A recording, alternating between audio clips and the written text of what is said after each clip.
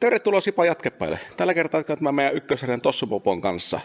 Edellisessä videossa mä jäin vähän ikävään vaiheeseen, kun meinasin pikkusen savuuttaa tämä vehe.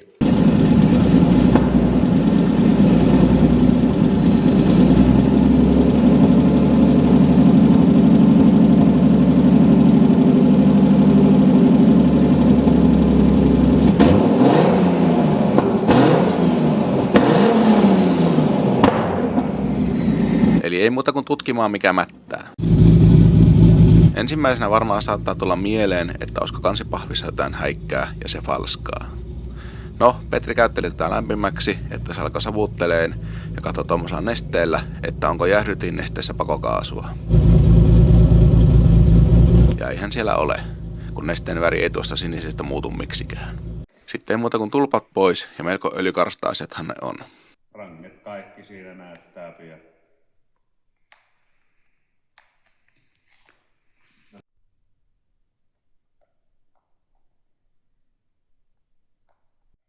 Sitä oli sitä öljyä. Endoskoopilla kurkattuna kaikki männät käytännössä ui öljyssä. Siinä nyt. Ei nyt paljon. Olikohan siellä nyt? Eli diagnoosi on aika selvä. Nuo männät falskaa öljyä läpi, eli ei muuta kuin kone ylös ja uusiksi.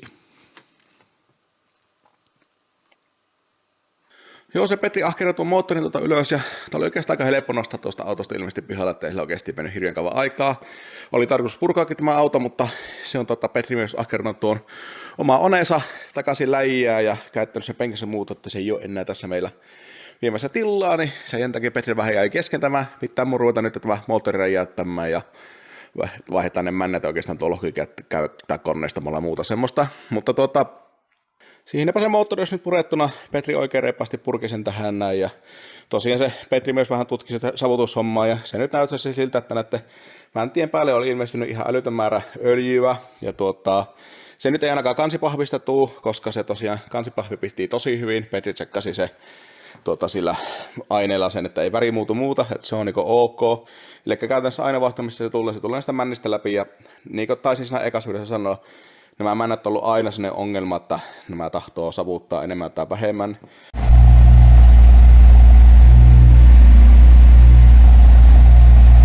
Näissä nyt kokeiltiin eri männärenkaita vissiin muistaakseni, en ole ihan varma. Joka tapauksessa männärenkaat liikkuu hyvin ja tunnustaa hyvältä. Mä en tiedä, että onko nämä öljyrenkaat näyttää, että nämä ei oikein hirveästi tuu pihalle. Mä en tiedä, voisiko se olla siitä tai sitten nämä on standardikoon männät ja totta kai tuo lohko alkaa aika kulunut, että nämä oli aika löysät nämä männätkin tuohon lohkoon. Kilikatti melko hyvin tietyissä vaiheessa. Tai sitten en minä tiedä, kai nämä visekot on vaan sitten niin paskat. Mä oon kuullut aika monelta muutakin, että nämä visekot meinaa savuttaa. No, joka tapauksessa se ongelma on jossain tässä näin, en tiedä mikä se näissä on. Joka tapauksessa nämä männät ei enää mene tuohon moottorin takaisin, eikä varmaan enää mihinkään muualle. Otetaan koristeeksi vaikka sisälle ihan sama. No, näiden mänttien tilalle tulee sitten tuttujakin tutummat Amppi 44 männät. Eli varmasti ainakin tämän kanavan katsojille tutut männät. Mulla on omassa E30 nämä Amppi 44 männät. Ja sitten mulla on 36 kans nämä Amppi 44 männät. Nämä on tullut ihan mukava puddinratkaisu. Olikohan nämä 600, kun tämä on tämä kierros näitä ihan vakio niin mä en tiedä, ettei custom mäntiä ole. Nämähän mulla on ollut, onkohan kuinka monta vuotta ne on tuossa E30 ja yksi lohkokin on mennyt halki muuta, niin ei ollut mitään ongelmaa, ei ole savuttanut, on kestänyt, kaikki on toiminut näillä oikein hyvin, ei niin mitään ongelmaa mulla ainakaan ollut näiden kanssa, niin sen takia turvallisin mielin tähänkin on putoon niin pistämässä tämmöiset näin. Ne on myös aika kovalle käytöllekin mulla joutunut tuossa, vaikka varsinaisesti sillä ei kisattu, mutta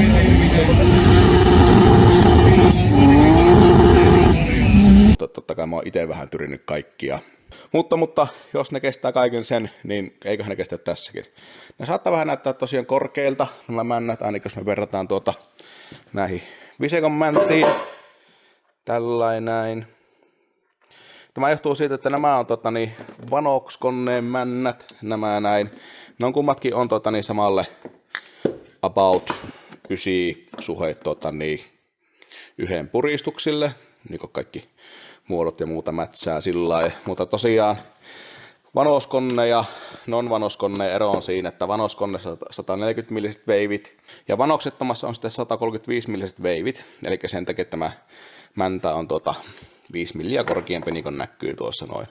Toki tässä nyt tämä haakatainen korkea tämä mäntä, jos verrataan vaikka tuohon vakiomäntää tuolla, niin sehän mitattaisi aika hyvin sille.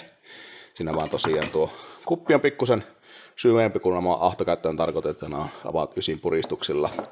Toki viinalla voisi ajaa paljon korkeammallakin puristuksella, mutta jos totta puhutaan, niin mitä korkeammalle ahoille mennään, niin sitä parempi tämmöinen kuin 9 puristus on. Ja no se on aina vähän turvallisempi, jos vaikka bensa-auto ajamaan. Mutta tässä nyt ei ihan jokaista viimeistä heppaa haeta, niin tämä on oikein soppelipuristus. Näissä on toki se etu, kun nämä on korkeat nämä männät, että nämä männänrengasvälit pystyy olemaan paljon paksummat, mitä tämmöisessä matalammassa männässä. Eikä periaatteessa nämä kestää kuormaa paljon paremmin nämä männänrengasvälit, mutta mä en nyt uskota, että näillä teholukemilla, mitä meillä tässä tulee, niin sillä on nyt mitään merkitystä, mutta semmoiset ne on. Tässä kun katsotaan, niin näissä on todella hyvät määt työsteilläkin. Niin kuin näkyy, niin moni pinta on käytännössä niin peili tästä männästä. Nämä on kyllä tosi hienosti tehdyt männät. Ei missään tunnu mitään terävää reunaa ja semmoista, että on kyllä hienosti konnestetut männät. Mutta joo, tuosta jos haluatte verrata vaikka miltä tuo Viseco-väntä näyttää siinä sun muuta. Nämä on tosiaan aika hyvin tästä vakiomännästä matkittu tuo mitat ja kaikki. Että siinä on vaan tuo päällä vähän isompi tuo kolo tuohon malliin. Mutta joo, siellä on myös nuo pinnotteet sivulla, mitkä näistä Viseco, no tässä on koko tämä pinnote, mutta en mä tiedä. Kai se niin on se sitä kulunut se pinnote. No, semmoista. Aika lailla samalla lailla siellä on öljyuraat sun muuta siellä, että en sitten tiedä, että miksi nämä tämmöiset pelaa ja nämä sitten ei pelaa. Joku meinasi, että ne Vicecon männänrenkat on vähän huonoja sitten. Tästä kokeiltiin eri männänrenkaita ja tilanne vaan sitten huono, niin että en tiedä. Nämä Amppi 4.4, nämähän käyttää ihan näitä vakiomännänrenkaita, eli nämä onko nyt Goldberg Smithin valmistajat, männänrenkaat. Mulla tosiaan tuossa omassa on ja ei savuta ja pelaa todella hyvin, ei syö öljyä sun muuta ja on kestänyt, niin no on hyvä ratkaisu ahettuun moottoriin.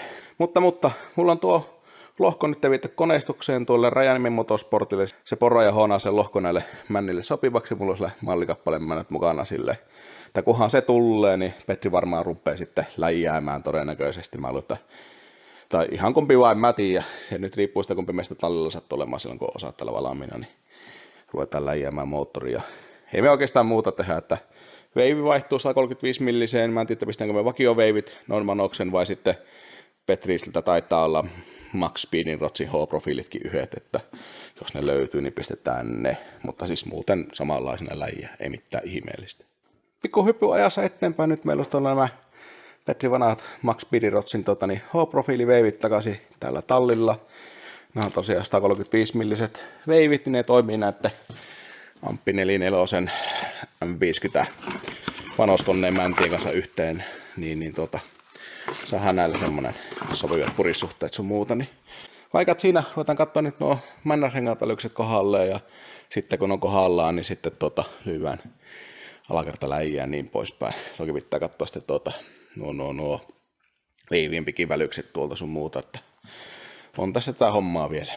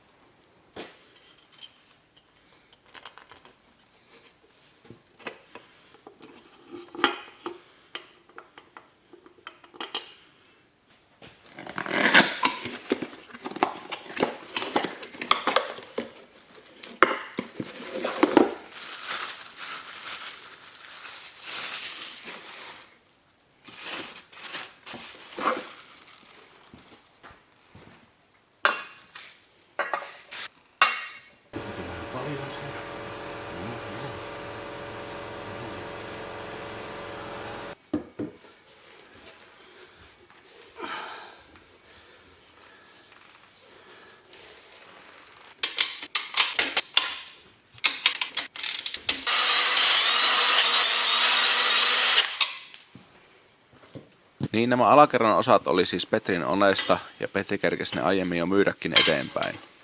Mutta se osti nyt ne takas ja siinä läjässä oli tuo alakerran korsettikin ja ARPn pilnapultit. Niin pistetään nyt paikalleen tähän, kun semmoset kerta on. Tuskin tämä niitä nyt oikeasti tarvii, mutta ei kestävämmästä koneesta mitään haittaakaan ole. Päinvastoin.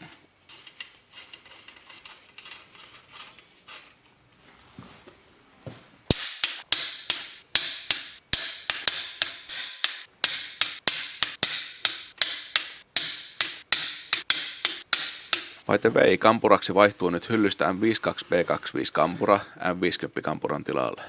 Meillä oli edellisessä kasauksessa jäänyt turhan paljon asennushiekkaa koneeseen, niin laakerit oli ottanut osumaa ja kampurakin oli naarmuuntunut. Ois sen saanut kiilotettua kyllä, mutta helpompi ja halvemmin pistää priimakampi hyllystä paikalleen.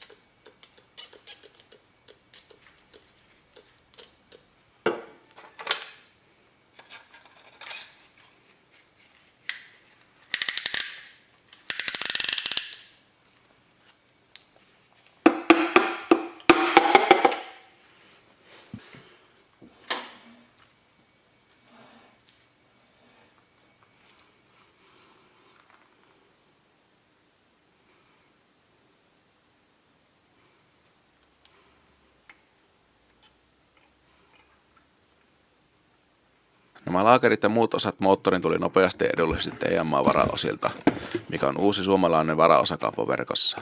Näitä osia on kyllä helppo tilata sieltä, kun näitä ei tarvitse koittaa etsiä listoista, kun voi hakea esiin BMW-varaosanumerolla tai sitten vaikka ihan osavalmistajan omalla numerolla. Jos haluatte itsekin osia nopeasti ja edullisesti Suomesta, niin koodilla PATSI88 saa 10% alennusta osista ja samalla autatte näitä meidän projekteja eteenpäin. Näistä laakereista sitten toki kannattaa esim. Plastikaukella varmistaa, että välykset on edes sinne päin.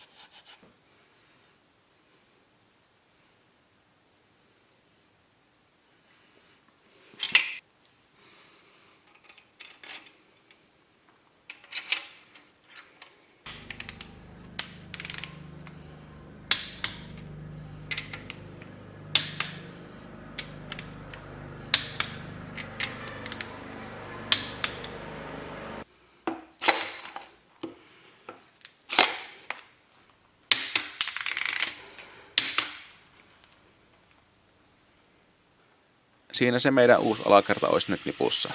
Vähän se on ehkä overkilli nytte, mutta parempi niin päin. Loppukoneen kasasta ei kuvattu, kun se on vaan vanhan toistoa. Jos se on jäänyt näkemättä, niin tuolta yläkulman linkistä voi katsella aiemman videon. Koneen niputuksen jälkeen Petri puotti sen sitten paikalle.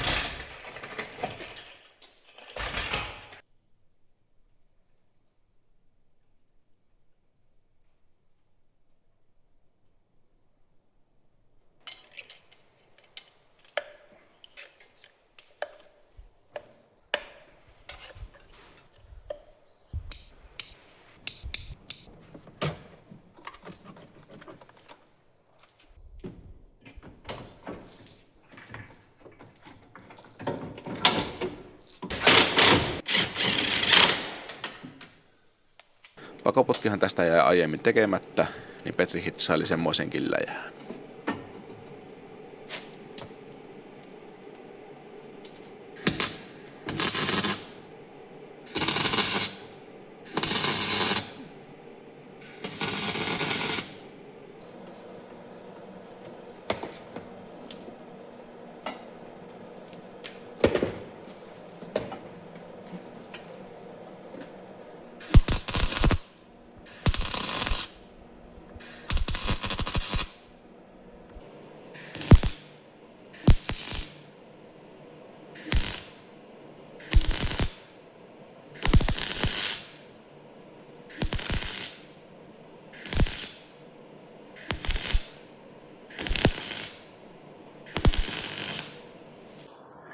Siinäpä se tuo Petrin tekemä pakoputki komeille, eli se on käytännössä vaan suora putki tuolta noin ja se tulee tähän taka-akselin kohdalle tuosta noin, eli käytännössä sen jälkeen kun tuo renkaat keskikohta on, niin se tulee alas.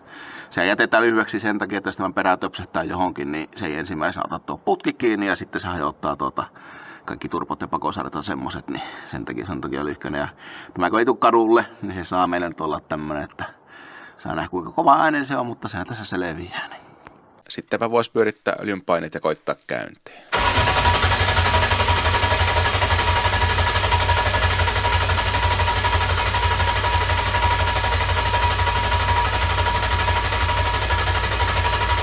Startista ei näköjään ollut videota, mutta tämä kun saatiin käyntiin, niin siihen oli ilmestynyt tuommoinen naputus yläpäähän ja koneessakin oli käyntihäiriöitä.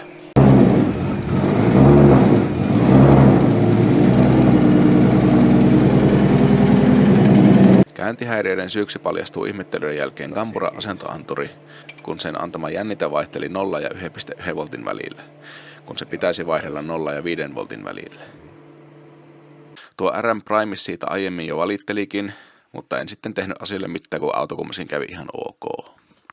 Meillä nyt ei ollut oikeaa anturia tidalle, niin morattiin sinne nyt tommonen tuplamanouksen Gambura-asentoanturi, millä kääntehäiriöt sitten loppu. Koneessa oli kuitenkin pari ihme sivuääntä, mistä toinen ei tullut videolle. Sen syynä oli pakosarjaan tippunut mikäli prikka, mikä pääsi osumaan turpon pakosiipiin. Ei hyvä, mutta jospa tuo ahdi vielä kestää silti jonkin aikaa. Samalla myös läppäsin tuon hukkaportin, kun se vuoti kuin mikäkin savupiippu.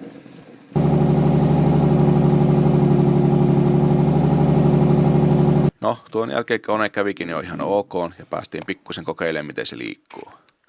Laitan voimasiirto ja muut jutut sitten eri videoon kylläkin.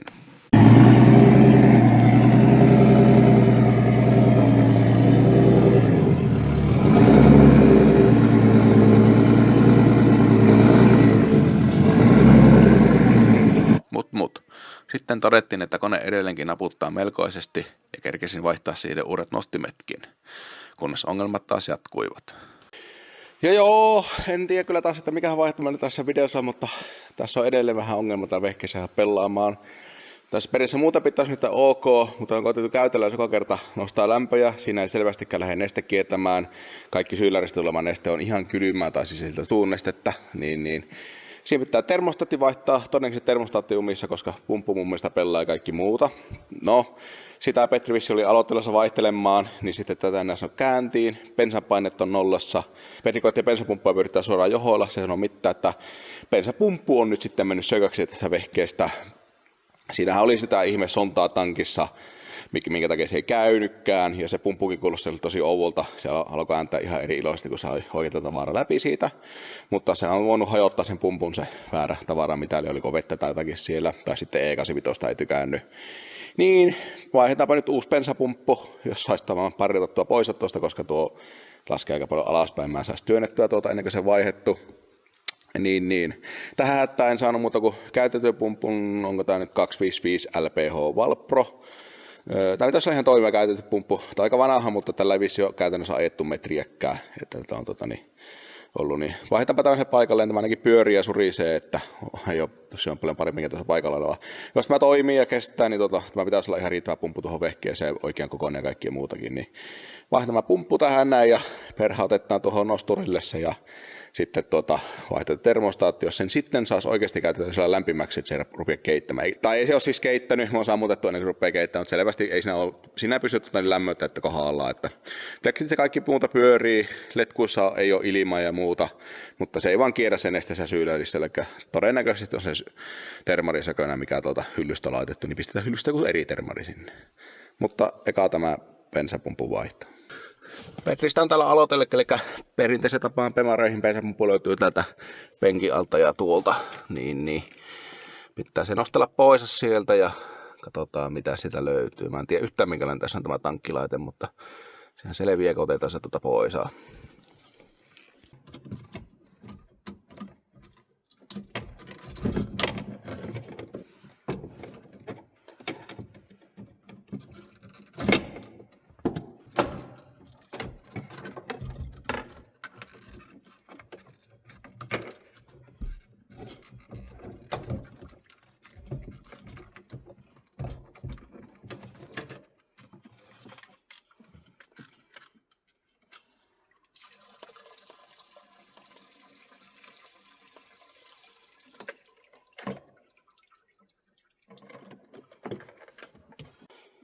Joo, saapa nähdä, miten tää purkautuu. Näyttää olevan todella paljon sontaa. Mä en tiedä, saanko mä kameralle näkymään, mutta siellä on erittäin paljon sontaa tuolla pohjalla. Ja tuo siihtikin näyttää aika mustalta, että en tiedä mitä tänne on joskus pistetty tänne tankkiin.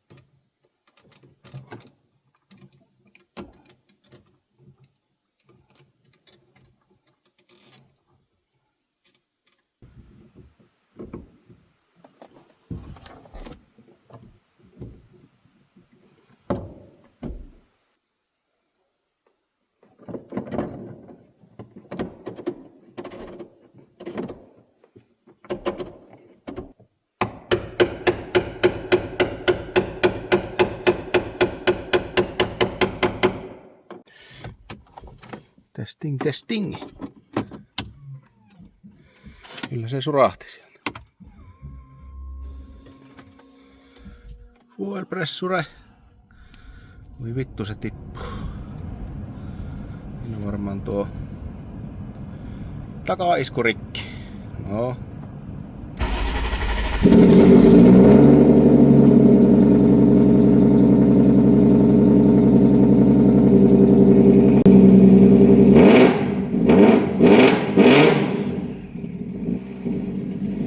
Mä sain sen nyt peruutettua tähän ja perkele kun vettä sattaa, niin kuuluu ääni. Mutta tosiaan peruutin tähän näin, niin saan nyt värkättyä. Aikaisemmin näkynyt Petri on pistänyt tuo siinifiltteriin. Tämähän ei ole mikään maailman paras filtteri, mikä on olemassa, mutta tähän nyt ei oikeasti mahu tämän kummempaa. Niin tuossa haluaa kelvataan tuo filtteri tuossa. Koneella alkaisi olla muuta valmis. Tähän mun pitää olla sellainen pikku pelti taitella, että saadaan lämpösuoja sille. Mutta ruvetaan nyt tosiaan ilmaamaan tämä vähetään siis ilmaamaan. Petriltä on koittanut ilmata ja se ei onnistunut. Meillä on se epäilys tosiaan, että termostaatti on jumissa. Niin mä vaihan tuon termostaatin. Mä nostin tää autoa ylemmäksi keulastakin tuosta, että saa sitä ilmattua sun muuten. Niin mä nyt teen kaikki kikat, mitä mä tiedän, että mä saahan pelaamaan. Mä eikö yhtään enää äheltää tämä jäähetiedostimen kanssa tässä näin. Niin vaihdetaan termaria ja koitetaan ilmata ja eiköhän tämä sitten pelata.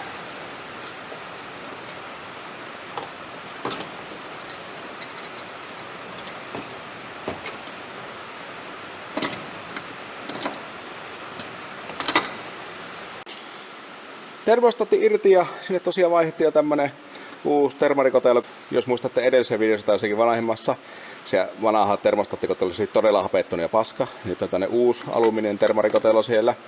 Onko tämä alumiinia vai muovia? En minä tiedä. Ihan sama. Uusi tommonen. Ja siellä oli tämmönen tarviketermari, mikä muistaakseni onko 71 tuolla lukee. 71-asteinen tarviketermari. Ja tätä nyt koetettiin ilmata about kaikilla mahdollisilla tavoilla. Ja meillä oli nuo letkut tosiaan tuntunut ihan tänä nestettä. Siellä ei ollut ilmaa missään. Mutta silti tuo alavesiletku se pysyy ihan jääkylmänä, vaikka tämä yläpää oli tosi kuuma. Eli käytännössä se tarkoittaa, että neste ei vaan kierrä tässä näin. Ja tuo vesipumppu katsottiin, se on ehjä. Eli se ei ainoastaan vaihtoehtoiksi, että tämä ei vaan aukea tämä termostaatti. Tämä on joku no-name termostaatti, niin se voi oikeasti olla rikki. Niin pistetään sinne tilalle tämmönen vakio, onko tämä nyt 88-asteinen Made in Germany vahleri, niin eikä se tällä rupia pelaamaan.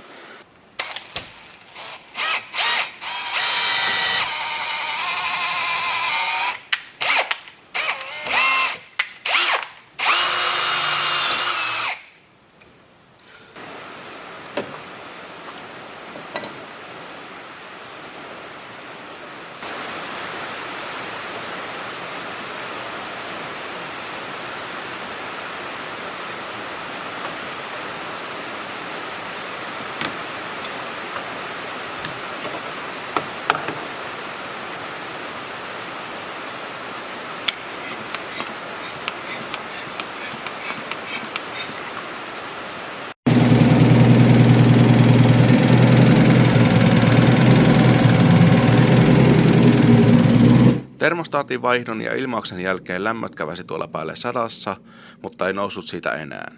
Eli voidaan todeta, että lämpöongelmat pitäisi olla selätetty.